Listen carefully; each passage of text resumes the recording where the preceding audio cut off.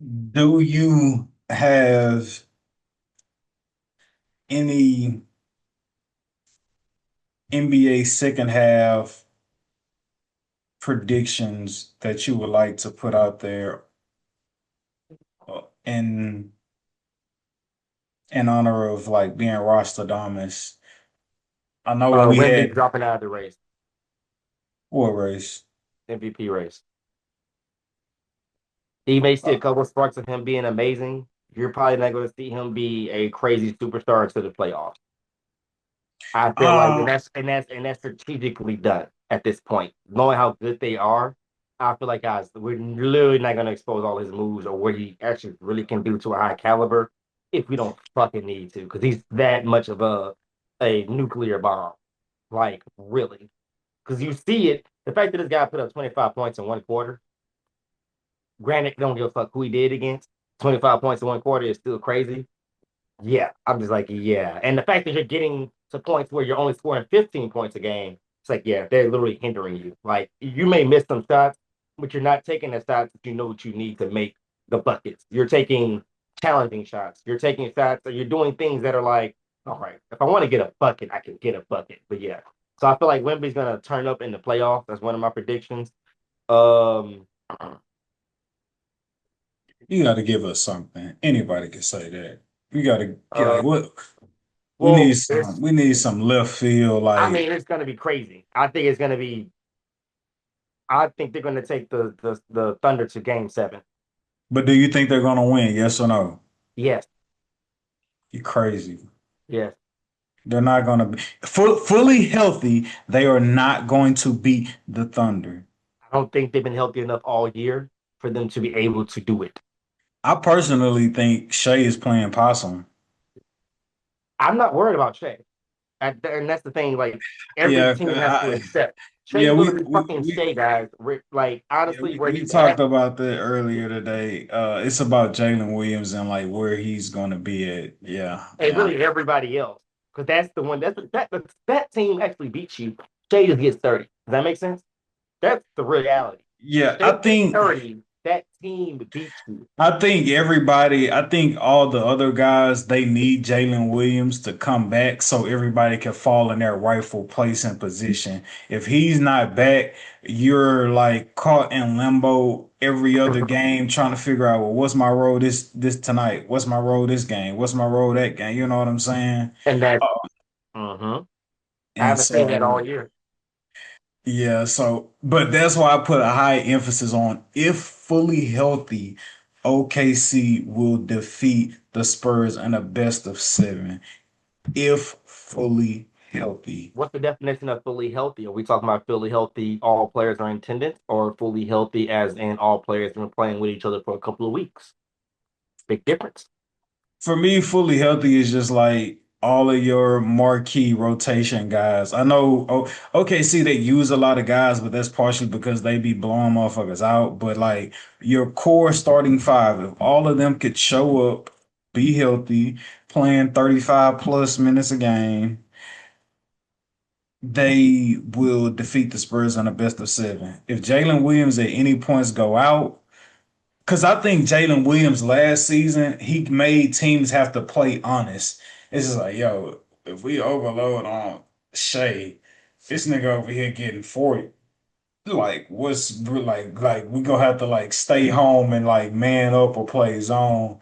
But if he's not playing in the playoffs, while Shea is still gonna find a way to get 35, I think it's gonna be a very difficult, strenuous losing effort 35 because How do I'm we also feel like when is like Chet gonna like arrive to the party and be like, oh, don't worry, we don't need like Jalen, like I'm here.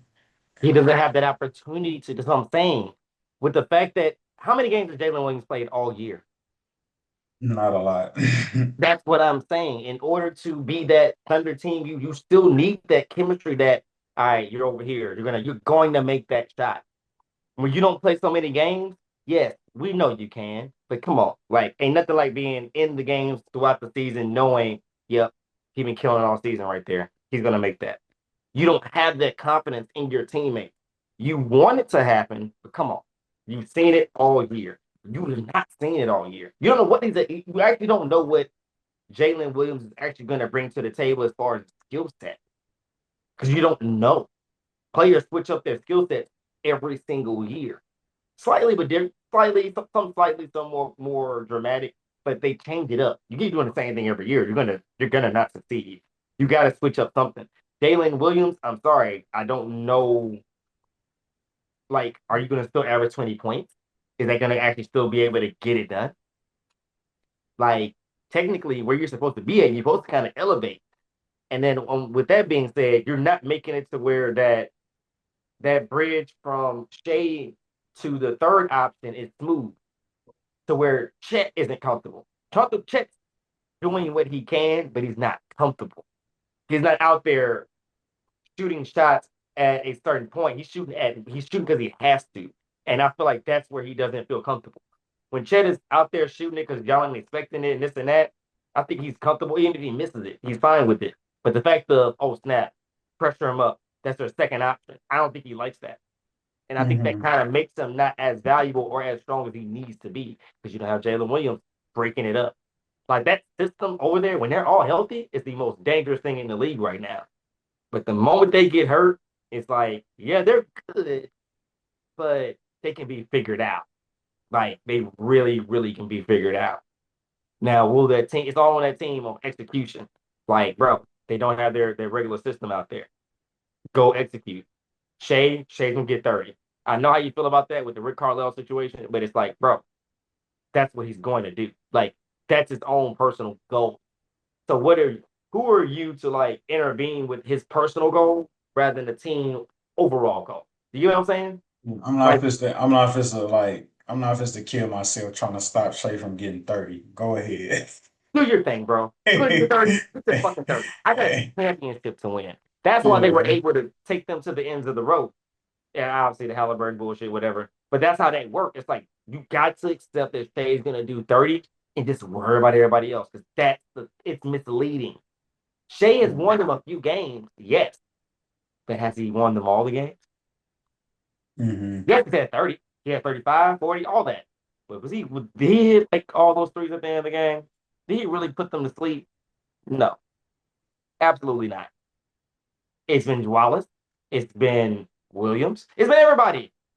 It's technically been everybody. But you going into that game, you're thinking, it's Shay. We got to figure out something about Shay. And now you're in foul trouble. Now you want to line 10 times. Now you got to deal with all this other bullshit, and now Wallace is hitting threes. Isaiah Joe's hitting threes. You got it's like it's really a misleading structure. It's meant to be looked like the James Harden structure, but it's not. It's what the James Harden structure should have been. It really should have been. It's like, no, get your 30, that's fine. But don't forget to utilize your teammates.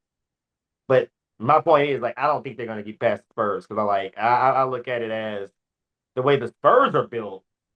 They got talent and game plan and good coaching, and it's just like, bruh, like everybody's happy where they're at. Like they're like a mirrored Spurs with no how do you say it? With no incentive. Like how State has that 30 ball incentive. There is no incentive for the fucking Spurs. They just go out and get a win. Nobody's doing nothing consistently. Nobody. Yeah. So one of us will have it tonight. Literally, and that's as much as it sounds like, but you need somebody like, bro, they got a few players who can, then they can snap into it. Castle, Wimby, Fox, and at some point, they got the players to do it. It's just like, why do it if we're not provoked? And if we don't see a overly done matchup that can really be exposed, we're not gonna force the issue, dude. We got players that can ball. We got a young rookie who's been tearing it up. Dylan, was it Dylan Harper? Hmm. Yeah. Dylan Harper over here ready to light it up and come off the bench, like bring it as much force as he can. You know what I'm saying? Like we got rid of trash like fucking Token or Sohan or however you say his name. We got rid of him Hmm. being born bullshit. Like we got a very skilled whoever touches this floor is going to deliver what they need. Homeboy Champ Kenny dropped 8 threes against the Rockets like a month ago. And once I Yeah. seen that, I was just like, yeah, this is gonna be a very hard Spurs team to beat because Not only was he making those threes, that team understood, get this nigga the ball. Who gives a fuck? We got Yeah, Brandon on the team. Who really gives a shit? He's the hot man. That's traditional Spurs basketball. Yes, we have Tim yeah. Duncan, but Ginobili's going off of 40 right now. So we're going to give the ball to Tim Duncan and force feed him because he's a star? No. Give it to Ginobili. What's the point? No. What would he look like? No. And that's the beauty about them. So that's the most big skill about the Spurs is the fact that they don't have no incentive. They don't have nothing consistent, but they have great team players and great skill and have a fucking alien on their team. They're consistently inconsistent. Yes. And you can even tell by the way they beat the Thunder. There's no consistency in the way they beat the Thunder. They just Hmm. beat them. They just kept adjusting as the game went, which is bravo to the coaching. Like, I don't You know if you guys drive watch that. That is a very good duel of coaching. Oh my God. you drive a very, very good bargain for the Spurs. You drive a really good. You're selling the Spurs well, fully healthy. Give me OKC. And the reason I knock the Spurs is because I just feel like simply off experience and them not knowing what it takes and what playoff basketball, like that level of intensity. Like, don't be fooled by the play-in tournament, not the play-in tournament, the in-season tournament or whatever. Like, I think OKC this year specifically, fully healthy, they beat the Spurs solely off experience and um the Spurs. Unfortunately, they have to go through the growing pains of gaining experience in a playoff atmosphere and so on and so forth. But we'll see. We'll see. That's the beauty of the Aaron Fox. That's the counting on. Not saying it's gonna work, but that's what they have in mind. The Aaron Fox then went toe to toe with Stephen Curry. And I think was that a 7 game series or 6 game series? It was a 7 game series at I home, I mean, believe, that they I came mean, up short in.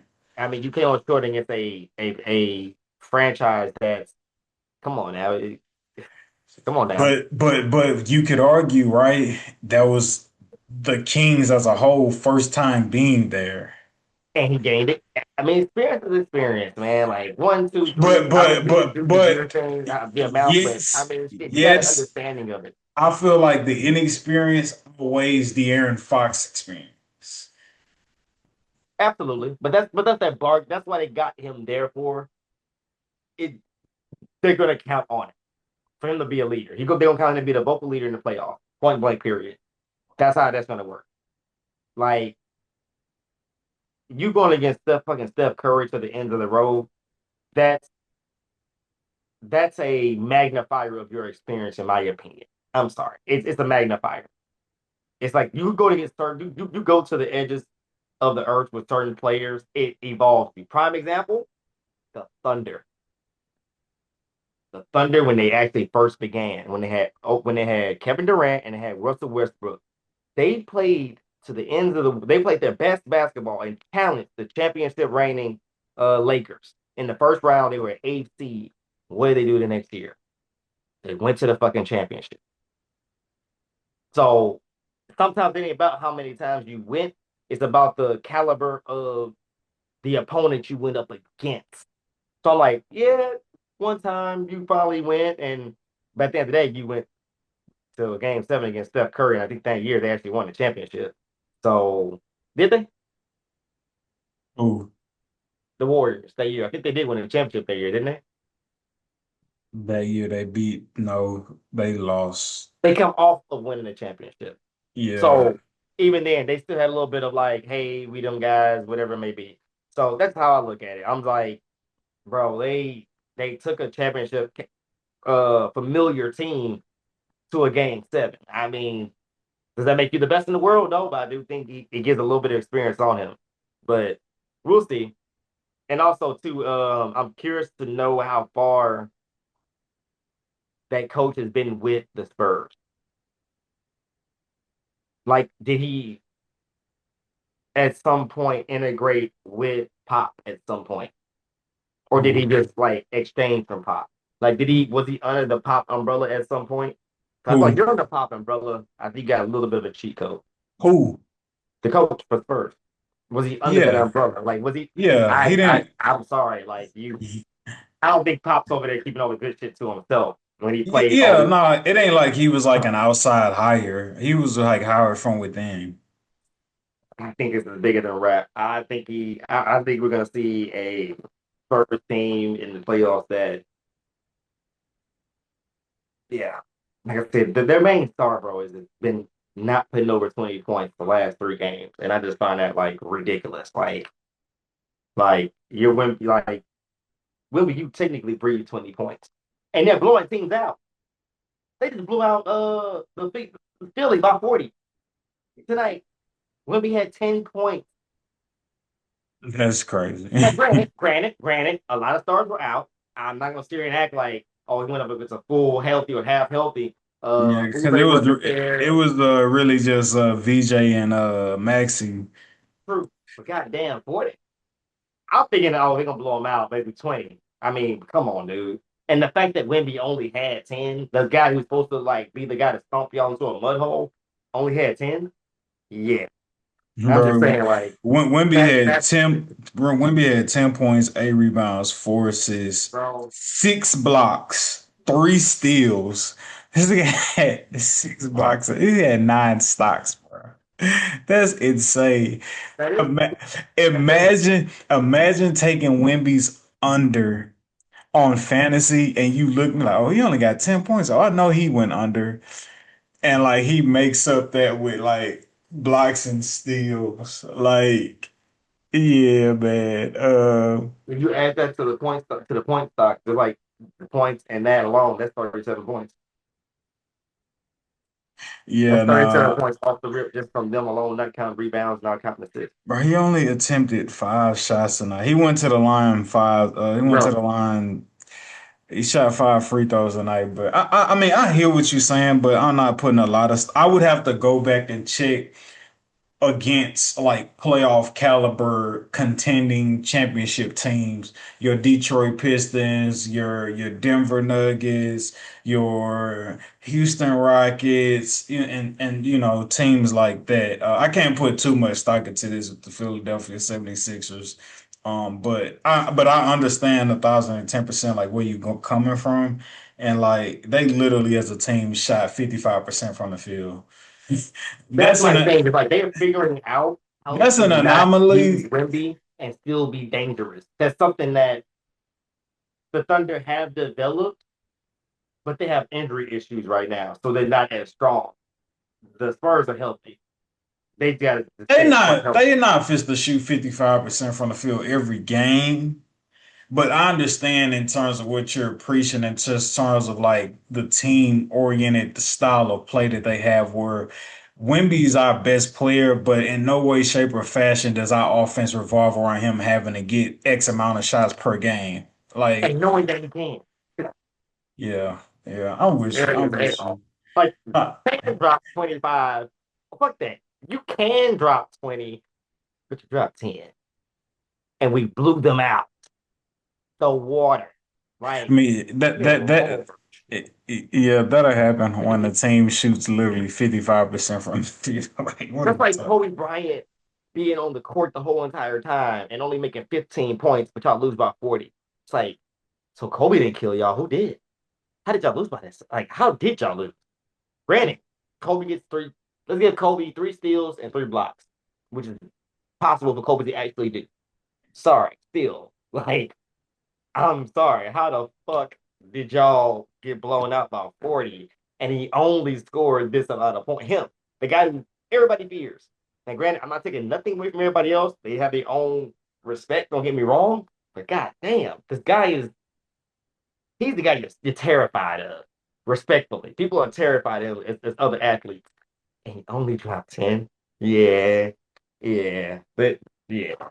They had, and the thing about it is that they started developing that because people started figuring out how to stop Wimby, which is being overly physical with him. Because that's his only weakness. Physical, being overly physical, and personal foul. You figure out how to articulate that way to a winning game strategy, you can definitely take him out the strategy and try to beat the Spurs by themselves. But now they said, no, fuck that. We'll keep him on the court and figure out how to win. So when he's not on the court, we're gonna figure out how to win. Fuck all that. We're not gonna be overly dependent on Wemby. The doors of the pod are open.